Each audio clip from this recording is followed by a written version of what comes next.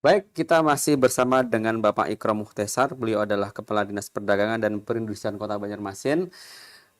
Pak Tesar, Pak, kalau misalkan Pak pasar tradisional kita yang jumlahnya cukup banyak di Banjarmasin, Pak, misalkan ini dalam secara visual nih, kemudian dari sisi pelayanan, kemudian dari sisi yang lain itu ada keluhan dari masyarakat, itu apakah dari pemerintah Dinas Perdagangan itu nanti juga turun tangan, Pak, untuk memberikan pembinaan pengarahan gitu, Pak? Ya, eh, untuk pasar-pasar milik pemerintah kota, Mhm. tentu itu kita pasti akan turun ke lapangan. Mhm. Apalagi kalau seandainya ada masyarakat yang melakukan pengaduan melalui portal pengaduan eh, pemerintah Kota Banjarmasin ya, Mhm. yang melalui Diskominfotik itu. Nah, itu biasanya kita tidak lebih dari 1 hari kita sudah turun ke lapangan. Mhm. Saya berikan contoh, misalnya di pasar Sudi Mampir misalnya ya. Mhm. Nah, mungkin di suatu waktu ada banyak pengamen yang meminta-minta, bahkan terkesan mengganggu para pengunjung. Mhm. Nah, bila ada laporan yang masuk ke portal pengaduan milik pemerintah Kota Banjarmasin atau melalui Instagram dinas, itu tentu kita harus turun ke lapangan. Mhm. Turun ke lapangan untuk menindaklanjuti. Biasanya kita melakukan pendekatan kepada kawan-kawan pengamen tersebut. Mhm. Nah, kita datangi satu persatu dan itu tidak dilakukan hanya 1 hari ya.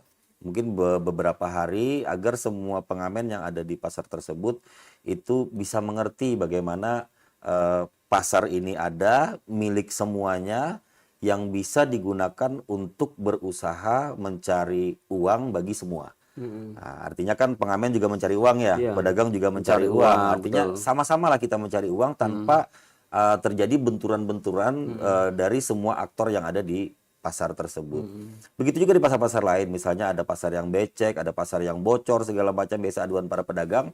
Seperti kemarin di pasar Cemara itu ada atapnya itu yang terbawa oleh angin pada Mhm. saat ada angin puting beliung di Mhm. situ. Nah, itu besoknya sudah masuk WA ke HP saya Mhm. dan kita langsung turunkan tim dalam waktu kurang lebih 1 minggu itu sudah dilakukan perbaikan. Jadi artinya ini sebuah indikator bahwa pemerintah Kota Banjarmasin, Dinas Perdagangan dan Pasar Kota Banjarmasin khususnya yang melakukan pengelolaan terhadap pasar-pasar rakyat yang ada di Kota Banjarmasin itu hadir di tengah masyarakat, hadir di tengah pedagang untuk melakukan pembinaan, penataan, Mhm. perbaikan agar semuanya menjadi nyaman. Baik itu pedagang Mhm. yang merasa nyaman dalam Mhm. berusaha dan juga pengunjung juga merasa nyaman dalam melakukan pembelian kebutuhan-kebutuhan pokok yang ada di pasar. Mhm. Pak Tesar, kalau ini kan kalau kan masyarakat kan sekarang menginginkan pelayanan pasar yang mungkin bersih, Pak ya. Ya. Kemudian secara fisik bangunnya itu mendukung gitu ya. Nah, dari dinas itu apakah nanti ada memikirkan untuk rencana revitalisasi pasar, Pak, ke depannya? Untuk revitalisasi pasar secara keseluruhan mungkin belum ya. Mhm. Mungkin belum. Memang ada beberapa wacana seperti di Pasar Ujung Murung, Sudi Mampir Baru itu dilakukan revitalisasi, tapi sampai sekarang kita masih terus melakukan komunikasi dengan calon investor. Mhm. Tapi untuk perbaikan-perbaikan, rehab-rehab kecil itu setiap tahun ada. Mhm. Setiap tahun ada. Seperti tahun kemarin itu ada di pasar baru, dan beberapa pasar lain, saya kurang hafal pasarnya. Begitu juga di tahun 2024. Dan di tahun 2024 ini, karena memang salah satu pasar kita ya, Pasar Kuripan, itu kemungkinan akan terkena dampak dari normalisasi Sungai Veteran. Mmm. Jadi mungkin sekitar Mhm. 12 sampai 15 meter Mhm. bangunan Pasar Kuripan dari mulai sisi sungai itu akan dirobohkan. Mhm. Mhm. Karena kan ada normalisasi sungai ya, dampak Karena dari yang banjir 2021 masuk kemarin ya. badan jalan, badan sungai, Pak ya? Iya, bukan masuk badan sungai, Heeh. tapi memang itu akan dirobohkan untuk normalisasi sungai. Nah, saya kurang mengerti apakah nanti sungainya yang Dilebarkan. dilebarin atau mungkin dijadikan jalan atau seperti apa itu kan yang pasti kurang lebih sekitar 12 sampai 15 meter. Memang dari dinas teknis yang melakukan pengelolaan sungai itu Mhm. kisarannya hanya sekitar 9 meter. Tapi kita tidak mungkin merobohkan bangunan tanpa memperhitungkan kolomnya. Mhm. Ya kan? Karena kalau seandainya kita robohkan di 9 meter tapi tidak ada kolom, otomatis kan tetap ambruk. Tidak ada Mhm. yang menahan. Itu nanti. Makanya kolom pertama itu di meter yang 15 kalau tidak salah. Mhm. Nah, itu ada kurang lebih sekitar 120 kalau tidak salah pedagang yang terdampak. Mhm. Dan ini nanti alhamdulillah kita sudah lakukan pendekatan dengan pemilik lahan atau pemilik tanah yang ada di belakang Pasar Kuripan itu ada 10 persil dan semuanya sudah melakukan penandatanganan dengan Disperdagin bahwa mereka siap untuk melakukan penjualan, untuk menjual kepada pemerintah Kota Banjarmasin. Dan alhamdulillah dari TAPD, Pak Wali Kota, Pak Wakil, Pak Sekda, juga TAPD pemerintah Kota Banjarmasin, begitu juga dengan DPRD Kota Banjarmasin menyetujui anggaran untuk pengadaan lahan Pasar Kuripan Pasar ini. Kuripan. Jadi insya Allah mungkin dalam waktu dekat kita akan melakukan pembelian, tentu untuk perhitungannya melalui appraisal ya, karena kita tidak mungkin melakukan tawar-menawar sendiri dari dinas, tapi tentu untuk harganya itu ada batasan yang ditentukan oleh appraisal. Insya Allah akan kita lakukan dalam waktu dekat untuk pengadaan. Dan kedepannya, kalau seandainya tanah itu memang sudah menjadi milik pemerintah Kota Banjarmasin, sembari menunggu balik nama sertifikat mungkin atau untuk administrasi lainnya, kita coba mengajukan anggaran atau permohonan anggaran kepada Kementerian Perdagangan. Mudah-mudahan Kementerian Perdagangan bisa memberikan anggaran untuk support dana pembangunan Pasar Kuripan atau penambahan bangunan Pasar Kuripan di lahan yang kita beli di tahun 2024 ini. Kalau pakai dana APBD agak kelewatan Pak ya? Sebenarnya bisa saja, tapi kan memang ini dana kan dipakai oleh semua SKPD ya, sebuah SKPD. Jadi tentu kita juga harus memahami kekuatan keuangan daerah kita. Jadi ya tidak ada salahnya kalau seandainya kita coba cara lain ya untuk mendapatkan anggaran selain dari APBD, mungkin juga kita sowan ke Kementerian Perdagangan, siapa tahu kan memang ada anggaran untuk revitalisasi atau melalui alokasi dana alokasi khusus dari Kementerian Perdagangan. Ini juga untuk menjaga ini Pak ya, supaya postur APBD kita tetap stabil Pak ya. Betul. Pak, kalau artinya yang dari ratusan pedagang yang terdampak dari pergeseran sungai tadi Pak ya, itu memang sudah dijamin pemerintah kota nanti akan ditampung Pak ya?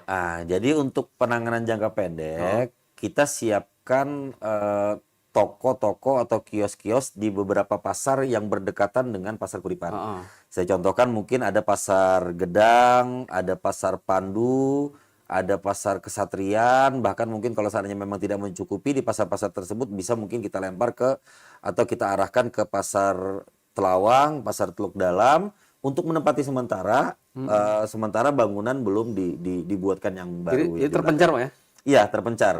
Karena tidak mungkin kita kumpulkan satu lokasi. Karena jumlah pedagang cukup banyak Pak ya? Iya, cukup banyak pedagangnya. Jadi sementara kita arahkan ke sana dan mudah-mudahan kalau seandainya memang Pak Wali Kota nanti menyetujui, mereka akan dibebaskan untuk pembayaran retribusi sementara menunggu bangunan yang baru.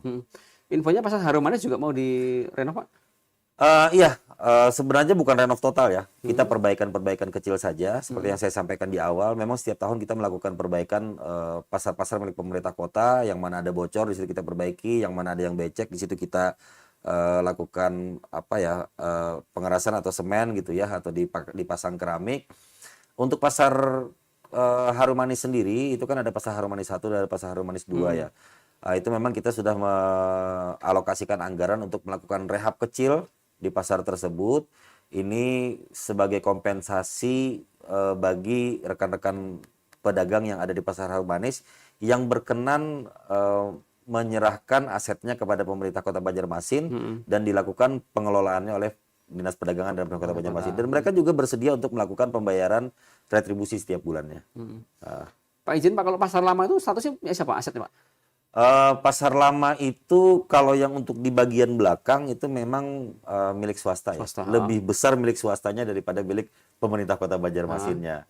Makanya kemarin pada saat ada salah satu investor yang datang ke pemerintah Kota Banjarmasin melakukan komunikasi dengan kita ingin melakukan perbaikan atau pembangunan revitalisasi pasar lama, itu kita mengingatkan kepada beliau bahwa pedagang-pedagang existing lah yang diprioritaskan untuk menempati bangunan tersebut. Tapi pas kemarin ada kasus COVID ya melanda Indonesia, bukan hanya di Banjarmasin tapi hampir seluruh dunia, itu mereka jadi mengurungkan niat. Sampai sekarang belum ada komunikasi. Pak, kalau persentase itu lahan tuh milik swasta, Pak ya, Iya. itu ada kendala nggak untuk pengucuran dana untuk perbaikan dan retribusi dan sebagainya, Pak? Maksudnya pasarnya milik swasta? Kan kayak pasar lama itu sebagian besar punya swasta nih. Iya. Itu gimana untuk apa layanan dari pemerintah itu, Pak? Oke. Sementara ini kita memang melakukan penataan ya, terus kita juga melakukan pembinaan di pasar itu untuk rehabnya sendiri ya, untuk membuat bangunan yang representatif ya ceritanya nih ya. Itu mungkin bisa dilakukan, tapi hanya di lahan milik pemerintah Kota Banjarmasin. Sedangkan milik pedagang itu bisa mereka mengikuti membangunnya, atau bisa kita lakukan pembelian tanahnya terus kita bangun. Oh, gitu, Nah, Pak ya. seperti itu. Ya. Jadi harus dibedakan, Pak ya, tanah yang punya pemerintah kota dengan tanah milik Iya, swasta, Pak karena ya. kita mungkin tidak bisa ya membangun sebuah bangunan di atas tanah yang bukan milik pemerintah Kota Banjarmasin. Mungkin bisa saja dengan aturan-aturan tertentu ya. Saya tidak mengerti juga aturannya, tapi mungkin ada perjanjian-perjanjian yang tertulis antara pemerintah kota dengan pemilik lahannya. Kalau menurut Pak Tesar, Pak, bangunan pasar tradisional kita, pasar umum itu ini bangunan tua semua, Pak ya? Sudah layak, nanti ke depannya perlu pelan-pelan direnov semua, Pak ya? Pelan-pelan, Pak ya? Iya, memang secara bertahap ya. Tapi kalau kita lihat kayak seperti bangunan pasar Kuripan, pasar Pandu itu masih layak, masih bagus. Cobalah kita sekali-sekali main ke pasar-pasar, bukan hanya di pasar yang dekat dengan rumah kita saja, tapi mungkin coba-coba di pasar yang agak jauh dari rumah kita ya, biar kita melihat kondisi pasar tradisional yang milik pemerintah Kota Banjarmasin, seperti pasar Teluk Dalam, pasar Telawang, pasar Kuripan, pasar Pandu, pasar Jahri Saleh, semuanya terus kita lakukan perbaikan, terus kita lakukan penataan. Pasar Pandu saya pernah ke sana, Pak, malah justru di sana untuk sistem pembayaran sudah pakai barcode, Pak. Iya. Jadi kita untuk pembayaran sendiri, khususnya pedagang-pedagang yang menempati toko atau kios ya, itu mereka sudah bisa melakukan pembayaran dengan menggunakan QRIS. QRIS ya. Atau bisa melalui bank Kalsel. Jadi bisa melalui ATM, bisa melalui kasirnya bank Kalsel, itu bisa dilakukan pembayaran. Kita sudah bikin sedemikian rupa untuk memudahkan para pedagang dalam melakukan pembayaran retribusi. Dan mungkin ada informasi yang perlu saya sampaikan, Pak Edi, bahwa saat ini pemerintah Kota Banjarmasin ada membuat sebuah aplikasi namanya Dedikasi Baiman. Kepanjangannya adalah Deteksi Dini Kendali Inflasi Banjarmasin Barasi Wan Nyaman. Yang mana di dalam aplikasi Dedikasi Baiman itu ada yang berbasis web dan ada yang berbasis Android. Itu bisa diunduh di HP Android. Itu menginformasikan semua harga bahan pokok yang ada di pasar-pasar milik pemerintah Kota Banjarmasin. Ada 15 pasar di situ. Jadi seperti harga bawang, harga beras, harga cabai segala macam itu bisa dipantau melalui aplikasi Dedikasi Baiman. Tapi tentu ini hanya harga patokan, harga acuan saja. Tidak semua pedagang menjual dengan harga seperti itu. Karena sebagai sumber informasi yang sering dihubungi oleh pemerintah Kota Banjarmasin, dalam hari ini Dinas Perdagangan dan Kota Banjarmasin, itu hanya 2 atau 3 pedagang dalam satu pasar. Nah, jadi paling tidak masyarakat bisa menggunakan aplikasi tersebut untuk memantau harga bahan-bahan pokok yang ada di pasar-pasar milik pemerintah Kota Banjarmasin. Gitu, Pak. Iya. Jadi masyarakat dimudahkan, Pak ya, untuk Iya, memantau betul. harga sembako, Pak ya. Iya. Gitu. Ini sudah mulai kapan, Pak? Kemarin ini kalau tidak salah di-launching oleh Pak Wali Kota Banjarmasin tanggal 27 November 2023 kemarin. Nah, ini bisa langsung dilihat di Android, dan kita melakukan pendataan dalam 1 minggu itu 3 kali. Jadi Senin, Rabu, Jumat. Jadi kalau seandainya ibu bapak sekalian, masyarakat Kota Banjarmasin membuka aplikasi tersebut di hari Sabtu atau hari Ahad, berarti itu data dari hari Jumat. Dan insya Allah kami memberikan jaminan terhadap validitas harga atau informasi harga yang ada di aplikasi Dedikasi Baiman tersebut. Oke, Pak. Pak Tesar, kalau kendala yang dihadapi oleh pemerintah kota, Pak ya, saat melakukan penataan pasar itu sebenarnya apa sih, Pak, sebenarnya yang paling mungkin dominan, Pak ya, kendalanya, Pak? Memang ada tantangan cukup banyak ya. Selain penataan pedagangnya, terus juga dari sisi sarana prasarana yang dimiliki oleh pemerintah Kota Banjarmasin, dari sisi anggaran juga Iya, itu sangat mempengaruhi terhadap penataan pasar rakyat. Begitu mm, juga dengan regulasi-regulasi ya. Dan tentu ini akan kita terus lakukan perbaikan secara bertahap, mm, seperti terkait dengan regulasi ya mm, kita sesuaikan terus regulasi. Nih mm, seperti Perda retribusi ini kan lagi dibahas nih. Kemarin perdanya tahun 2012, terus mm. tahun 2019 kita bahas, 2020 ditetapkan Perda nomor 6. Dan sekarang untuk Perda retribusinya itu masih dalam tahap kalau tidak salah udah diverifikasi di provinsi kalau tidak salah. Mhm, Jadi mungkin nanti akan ada perbaikan regulasi lagi, mhm. regulasi yang baru, dan tentu ini akan kita lakukan sosialisasi kepada masyarakat. Nah itu beberapa tantangan yang dihadapi oleh pemerintah Kota Banjarmasin dalam rangka melakukan penataan dan pengelolaan pasar Baik, tradisional. Pak.